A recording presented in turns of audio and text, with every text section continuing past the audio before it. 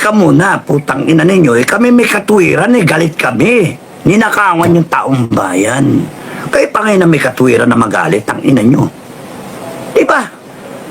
Simple lang. Sino ba ang dapat masunod? Taong bayan. Sino ba dapat magalit? Taong bayan. Sino ba ninakawan? Taong bayan. Sino ba nagdudurog? Si Bangag. Oh. Bakit wala tayong karapatan? Sila, pinahiram lang natin ng power natin. Sila may katwiran. Sila gagamit ng armed forces, hindi tayo. Ang putya yan, no? Ba talaga? Tayo nagpapasweldo, ninakawan pa tayo. Kasi yung armed forces natin, kakampi sa kanila, go ahead. Go ahead. Because sinabi ko na sa vlog, the challenge for you people in the armed forces and the PNP is that you will reach that stage of obsolescence. You will become obsolete if you choose the wrong side. Hindi nyo ba nakuha? You will become obsolete because the people will decide right there that you cannot be trusted anymore. We cannot trust our lives and our families, our country sa inyo, and we will stop paying you. Ganon kasimple. We will put up a new armed forces, a new PNP. Ganon kasimple. Putang ina. Di ba? Sino ba may katwiran? Kami, taong bayan. Sino ba yung may katotohanan? Taong bayan. Sino yung may hawak ng katarungan? Taong bayan. Ano itong issue? Ano itong bakit kami pa ngayon ng destabilizer? Taong bayan? Destabilizer? Kailan naging tama yung questionin mo? Kailan naging mali yung questionin mo? Yung pagnanakaw ng mga politiko. Bilyon, ha? Bilyon. Mali bang questionin yung merong derelo-relo dyan, may bag, helicopter, may jet pa, putang ina nyo, may jet pa kayo, may sasakyan pa kayo, putang biyahe, 2 million Christmas bonus, mga hinayo pa kayo. Kami pa ang mali. Kami pa ngayon yung baliw na kung ano-ano pinagsasabi nyo. Sisiraan nyo. Tapos ibabato nyo kay Inday Sara, 125 million magnanakaw. Putang ina ninyo lahat talaga kayo. Yari kayo sa amin. We will rise up talaga. We will rise up and that is a promise.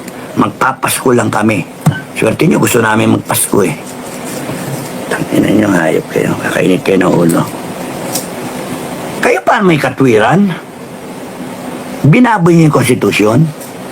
Binababoy niyo yung vice president na halal ng taong bayan, na siya yung spare tire, na pag kami nangyari dito, putang ina ka na overdose ka ng droga, siya yung papalit. Tarantado kayo, hinayo pa kayo. Binaboy niyo eh. Doon kami galit. At kayong mga Pilipino na hindi naintindihan o nagpapabayad kayo, good luck sa inyo. You chose a side already. Because our side is the right side. Yung aming side ay katotohanan, katwiran, katarungan. Yung side namin, Filipino people, yung future ng bansa. All this baloney na sinasabi si BBM is doing the right thing for the country. Putang ina nyo. Kitang-kita naman yung anong gagawin natin. Putang ina, bagyo lang surrender. Ano ba yan? Drug test lang ayaw yung sira ulo. Tapos salita-salita siya na ang galing-galing niya. Kaya kayong mga opisyal, nakakampi-kampi, sama-sama kayo, you die for him. Because I know for a fact that in the last moment, in the final moment of his regime, of his rule, you will all leave him. It's going to be a lonely situation for you. And you will all be on the run. Afraid of the wrath of the Filipino people. Afraid of retribution. Afraid of reckoning ng taong bayan. Because you will all be put to the test. And if found guilty, Oh, tanginang matakot kayo. You chose a side, and that is not the side of the Filipino people. Ganun kasimple. Di kami natatakot sa inyo. Alam namin na sa tama kami. Gago kayo. Oh, makatakihin ako. Grabe, matagal ang buhay ko. Nakiting ako. Grabe po, sir, ang ginawa daw nila kay Grijaldo at Willis. Oo. Pero, Colonel Grijaldo at saka Wilkins, wala yan, kaya niyan. Puta na. Ang standard dyan, sila Badoy. At saka tong si beautiful attorney, ano yan? Attorney Laika. Love you, love you. Si attorney Laika, yan ang standard. Mga lalaki kayo, kaya-kaya yan. Wala yan. Diba? Pero, trophy points yan. Para sa ano natin, sa cause. Kasi,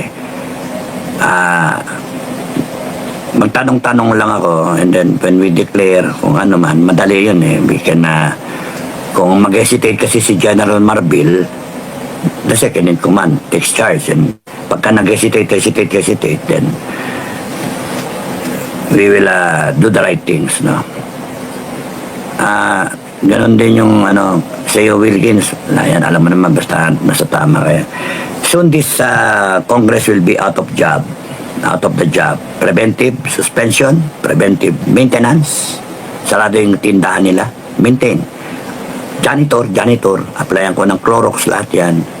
Babad ko sa Clorox, maangot eh, no? Malansa na eh. And then, lilinisin talaga na, bala si Metran yan, kayang-kaya ni Commander Buka yan. Kayang-kaya ng mga commander ko yan. Eh, yung mga affiliated na grupo sa amin, yung mga kapatid nating Muslim, galit na galit, gigil na gigil. Ano nga kaya sabihin ko sa mga kapatid natin mo? Sige. Oh, Jack and Poy. Jack and Poy. O, di ba? Sino ang susunog?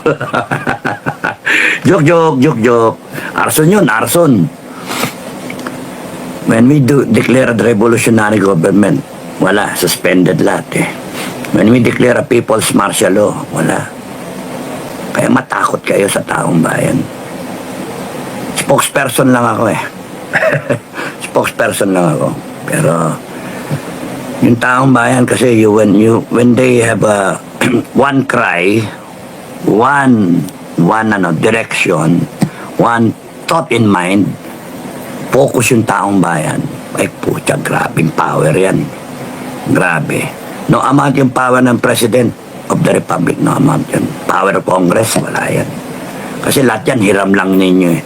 Pagka tumayo ang taong bayan, binawi yan. Lahat, one time, big time. Binawi yan. Ano magagawa nyo? And then, nag-take command yung taong bayan sa Armed Forces saka sa PNP. Makikita nyo kung paano babaliktad ba AFP nyo o hindi. Yun, doon pa lang. Meanwhile, dinideclare na niya preventive maintenance, preventive suspension. Biglang declare siya ng death penalty. Puta na. Biglang merong lalabas na People's Congress. Patay kayong lahat talaga. Kabahan kayo. Sarado airport. Saan kayo pupunta? Pag pumilit kayo, we will shoot you down. Manglabang kayo, shoot to kill.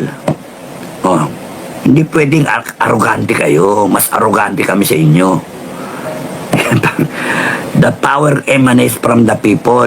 Nakalimutan nyo na kasi yumabang kayo ng gusto. Lahat kayo. Ay, nako. Lahat kayo. Takot kayo sa Paduano. Si General Acop nga, ewan kung ano nangyari.